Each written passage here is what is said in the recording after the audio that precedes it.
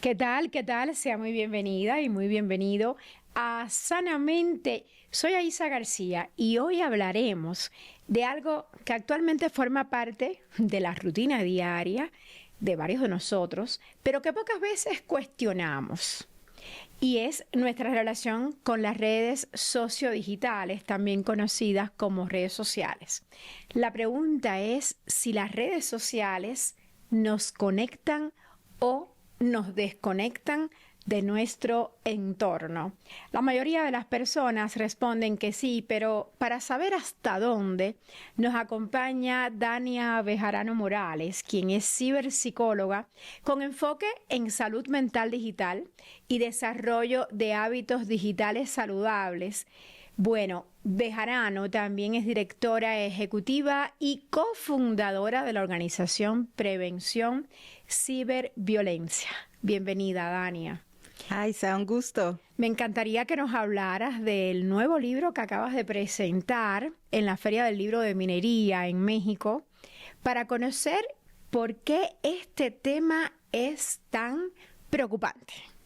Bueno, como mencionabas, día con día estamos como muy inmersos en estas tecnologías, inclusive niñas y niños. Entonces, este cuadernillo, mi libro de aventuras en el ciberespacio, y ya estamos trabajando en su nueva edición, tiene que ver con eso, ¿no? Cómo enseñarle a las niñas y niños prevenir estos riesgos en línea, incluyendo las adicciones digitales. ¿Y qué tan grande es hoy en día la dependencia de niños y niñas a las redes sociodigitales o redes sociales? Bueno, cualquier persona puede estar como inmersa o puede depender de alguna manera de las redes sociales y no solo de eso, también de las pantallas. En profesionales de la salud mental lo nombramos como adicciones comportamentales o adicciones no relacionadas a sustancias, porque casi siempre decimos adicción a lo mejor una droga, ¿no? Pero esto o al alcohol, es lo habitual. Claro, cualquier persona puede tener algún tipo de dependencia, en realidad tiene que ver con muchísimos factores. Y casualmente ya hay muchísimos estudios que señalan que las redes sociodigitales están diseñadas para engancharnos, para que estemos ahí muchísimo tiempo. Entonces, cuando hablamos de una adicción o de una dependencia digital, tenemos que tener en cuenta que hay una afectación a nivel físico, a nivel psicológico y a nivel social. Oye, ¿y cómo nos enganchan? ¿Qué usan? Bueno, ese tema está muy interesante. En cuestiones de ciberpsicología y de temas de psicología, existen mecanismos que se llaman reforzadores positivos intermitentes. Básicamente, imaginemos que funciona como una maquinita de estas de casino, ¿no? Donde tú metes una monedita y estás esperando a que salga el 7 ganador. Lo mismo con las redes sociales. La conducta que las plataformas quieren que permanezca o incremente es que estemos ahí conectados, scrolleando o deslizando el dedo para ver más contenido en las redes sociales. Esa es la conducta.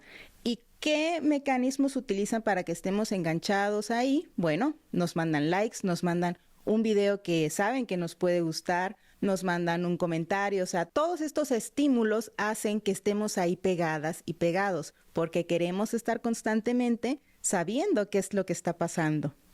Entonces, ¿estas redes sociales nos conectan o nos desconectan? O ambas cosas. Bueno, yo una vez escuché en una charla de TEDx que las redes tienen más de redes que de sociales. Entonces, si bien es cierto que nos pueden acercar a personas que están lejos, pues también nos pueden alejar de personas que están cerca cuando nos desconectamos, cuando a lo mejor estamos en una convivencia y hablamos un minutito y luego todos en el teléfono. ¿No te ha Muchas pasado veces, que vas claro, a una reunión de amigos o que vas a comer a una cafetería, a cualquier lugar fuera de tu casa y ves en las mesas a las parejas, en lugar de estar hablando entre ellos, están los dos chateando o viendo alguna red social? ¿Te ha pasado? Claro, eso es muy común lamentablemente, inclusive con los niños, ¿no? Que está con el iPad o con la tableta viendo videos. Y eso es muy triste. Eso que mencionas se llama fobbing o ningunfoneo, que es cuando alguien utiliza su celular, estás platicando con alguien y de repente está scrolleando, ¿no? O está chateando.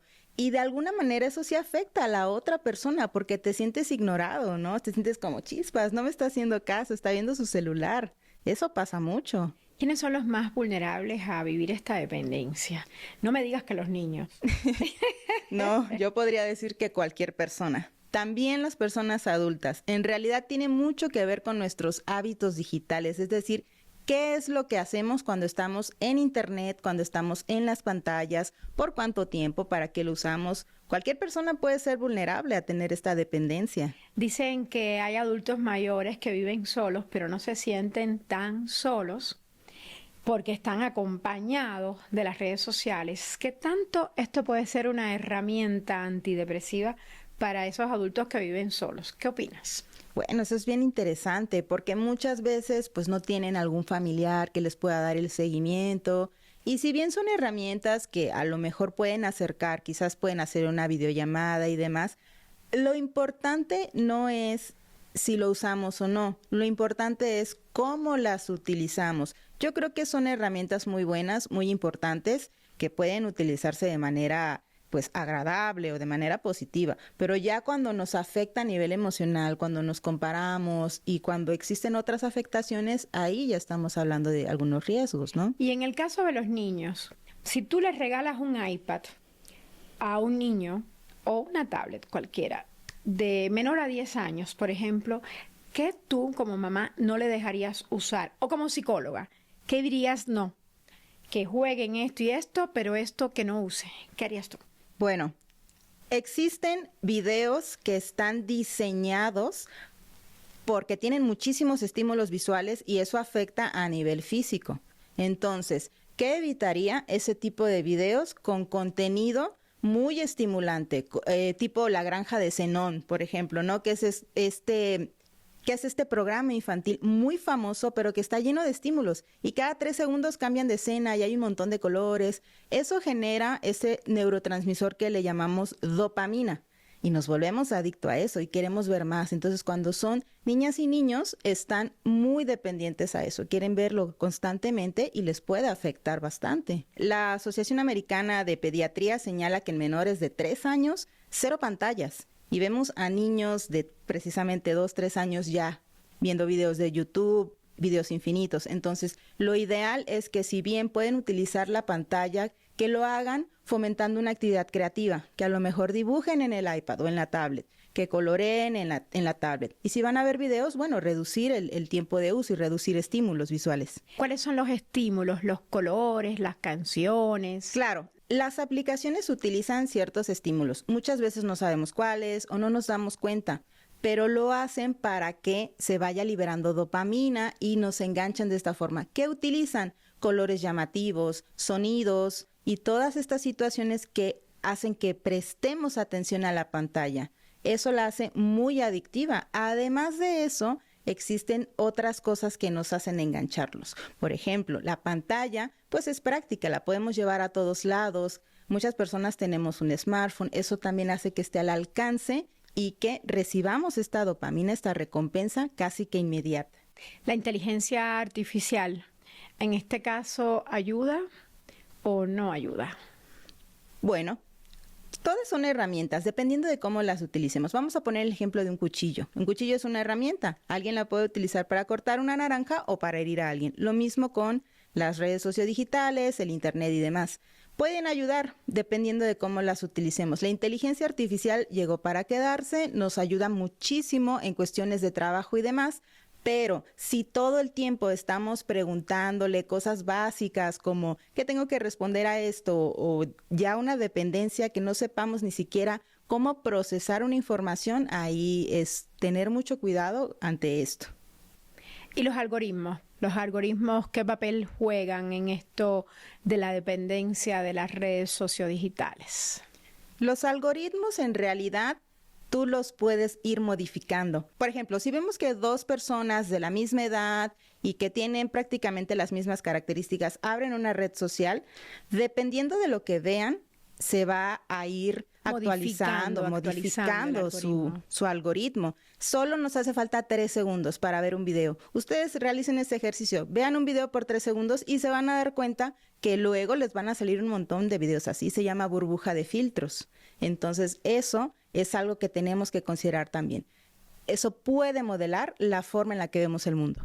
¿Qué reglas debe haber para evitar que la gente esté todo el tiempo con el dedito en la pantalla en lugar de estar atendiendo a su entorno, comunicándose? Que es tan rico compartir además. Claro, siempre señalo a mis pacientes que debemos de tener espacios libres de pantallas. Por ejemplo, también cuando comemos, cuando vamos al baño. No sé si ustedes conocen a personas que llevan su celular al baño, ¿no? Eso, aparte de ser antihigiénico, nos puede hablar de una dependencia inclusive. Entonces, tener espacios libres de pantallas en casa, en la oficina y compartiendo con amigos y familiares es fundamental. ¿Hay peligro en que se normalice el uso excesivo de las pantallas, por ejemplo, y de las redes sociales? Claro, claro que hay peligro porque cuando una persona depende de las redes sociales puede verse afectado inclusive su entorno. Hay gente que por estar pegado a un videojuego o a una pantalla disminuye su rendimiento laboral o escolar porque quiere estar ahí todo el momento, ¿no? Todo el tiempo y ya no quiere hablar con alguien más. Dijiste que una bandera roja en cuanto a dependencia es que lleven los celulares o las pantallas al baño. ¿Qué le dirías a tu hijo si está en ese caso? Bueno, para empezar yo diría, cuando vamos al baño no llevamos pantallas. Entonces, poner en casa una canastita, una cajita, un estacionamiento para celulares, inclusive manejo, para que se queden ahí en momentos importantes, al hacer la tarea, al ir al baño, al comer. Eso es muy importante. O sea, no necesitas utilizar el celular cuando estás en el baño. Hagamos una breve pausa y al regreso continuaremos hablando del uso excesivo de redes sociales y de pantallas. Sigan atentos, esto es Sanamente, soy Aisa García y hoy converso con la ciberpsicóloga Dania Bejarano.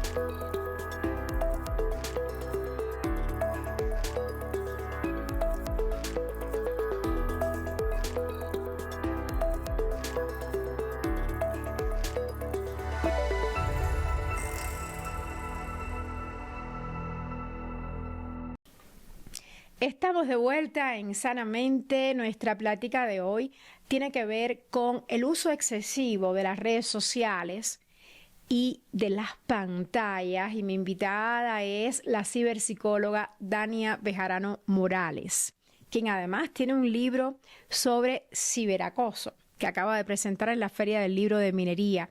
Ahí nos conocimos y fue un gran hallazgo, porque es importante compartir toda esta experiencia y estos estudios que ha realizado con nuestra audiencia. Y bueno, hablábamos del uso excesivo de las redes sociales y de las pantallas. Y yo quiero preguntarte cómo esto impacta en la dinámica familiar y también en las parejas. Cuando una persona utiliza en exceso sus dispositivos y empieza a olvidarse de su entorno, muchas veces la otra persona se siente de alguna manera ignorada, empiezan a disminuir las charlas, todo eso tiene una afectación psicológica muy importante porque el mensaje que le estás transmitiendo a la otra persona es, en este momento no eres mi prioridad, no eres tan importante, prefiero ver mi celular. Entonces, poco a poco se va desgastando las relaciones de pareja, de familia, de amigos inclusive. Entonces sí hay una afectación muy importante. Por eso necesitamos tener en cuenta que las pantallas tienen su momento y también la conexión que tenemos con el otro tiene su momento y prestarle la atención. A mí me gusta mucho decir siempre esta frase, la vida es eso que pasa mientras estamos frente a las pantallas y me parece que es algo sumamente importante de considerar. Dania, ¿y en qué punto el uso excesivo de las pantallas y de las redes sociales se convierte en un verdadero problema? Vamos a señalar las diferencias entre uso, abuso y adicción. El uso es cuando literalmente pues podemos scrollear un ratito y no nos genera ninguna afectación. El abuso es cuando ya queremos estar todo el tiempo, cuando estamos pensando en qué me publicaron, qué voy a publicar, como adelantarnos a estas situaciones y estar pendientes todo el momento, todo el tiempo de lo que vamos a hacer en redes sociales. Y ya es un abuso. Cuando dejamos de hacer cosas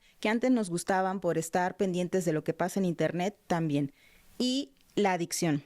Aquí ocurre algo muy interesante, porque al igual que con una adicción al alcohol o a las drogas, hay un fenómeno que se llama abstinencia. Lo mismo ocurre con las pantallas. Cuando sentimos incomodidad y ansiedad por no estar en las pantallas, ya estamos hablando de una adicción. Muchas veces empieza como algo agradable, pero continuamos ahí para evitar una sensación desagradable. Dania, nos llega una pregunta a la cuenta de @sanamentetls, que es la cuenta de nuestro programa, y quieren saber algo de lo que ya estabas hablando, si el uso excesivo de las redes sociales provoca ansiedad, depresión o altera el sueño. Esa es una excelente pregunta. Sí, las pantallas sí pueden afectar en el sueño, porque las pantallas tienen esta luz azul que emiten que inhibe la producción de melatonina. Es esta hormona que nos ayuda a descansar y a dormir. Y entonces todo el tiempo el cerebro está pendiente con estos estímulos y por eso muchas veces hay personas que tienen problemas de insomnio, porque se la pasan pegados antes de dormir a su celular. Ahora, ¿qué tanto afecta el uso excesivo de redes sociales a la autoestima? Bastante. Cuando vemos todo el tiempo en Instagram, vamos a poner un ejemplo, una vida perfecta, un cuerpo perfecto, esto pasa mucho con las adolescentes, empiezan a comparar, empiezan a decir, ¿por qué yo no tengo esa vida? ¿Por qué yo no tengo ese cuerpo? Y empiezan a sentirse insuficientes. Entonces, de esta manera afecta su autoestima y la forma en la que se perciben a sí mismas, pero puede afectar a cualquier persona. ¿Qué tú le dirías a esas personas que ya han sido afectadas en la autoestima, en su propia autoestima, por el uso excesivo de redes sociales? Primero les diría que no todo lo que ven en redes es real. O sea, hay muchísimos filtros, hay muchísimas ediciones y que cada persona vale por lo que es. También les recomendaría que disminuyeran esos estímulos, o sea, que cambiaran lo que ven en redes, que vean cosas más motivacionales, que les ayude a realizar otras actividades. ¿Cuál es la diferencia entre conexión digital y desconexión real? Esto es un fenómeno, ¿eh? Bueno, cuando estamos conectados digitalmente, pues estamos ahí pendientes de lo que sucede, de lo que comentan, publicamos y demás. Pero... Y nos olvidamos del entorno. Sí, nos olvidamos del entorno por estar ahí en la pantalla, ¿no? Como que vivimos a esta altura y no volteamos a ver. Hay personas que dicen, bueno, es que me relajo viendo una película y comiendo. Dos cosas no se deben hacer al mismo tiempo. ¿O tú qué sugieres? Si se realiza una vez a la semana, un fin de semana o para relajar, está ok, ¿no? Está bien. Pero si es todos los días y eso lo utilizo como una manera de silenciar mi cerebro o porque no quiero pensar en algo en particular, ahí ya es como, ten cuidado con esto. Entonces, no hay que llevar el iPad o el celular al baño, porque ya lo has dicho, además es antihigiénico. Tampoco hay que comer viendo redes sociales o scrolleando el celular. ¿Qué más no debemos hacer para estar un poquito conscientes de lo que hacemos? Yo recomendaría mucho el hecho de que podamos realizar cosas que fomenten nuestra creatividad, es decir, pintar, colorear, salir a correr, hacer ejercicio, algo que nos conecte con nuestro cuerpo, con nuestra persona y nuestro entorno. Pero cuando estamos en familia, ¿qué tú recomiendas? Cuando estamos en la casa, ¿cuándo sí y cuándo no scrollear el celular? Bueno, se pueden poner horarios. ¿Cuándo no hacerlo? Cuando estemos compartiendo en familia. Por ejemplo, en el momento en el que vamos a ver una película como familia, el celular a un lado. Cuando vamos a comer como familia, el celular a un lado. Esas cosas que nos hacen que estemos unidos como familia, como amigos, ahí el celular a un lado. Y cuando sí, bueno, a lo mejor si tengo un tiempito libre y necesito estar informado sobre algún tema en particular, bueno, utilizo mi celular ese momentito. Aquí nos hablan de algo que mencionaste, del papel de la validación externa con likes y comentarios en las redes sociodigitales. Es una pregunta que llega a la cuenta de @TelesurEnglish, nuestro canal en inglés. ¿Tú qué le dirías? ¿Qué papel juegan estos likes?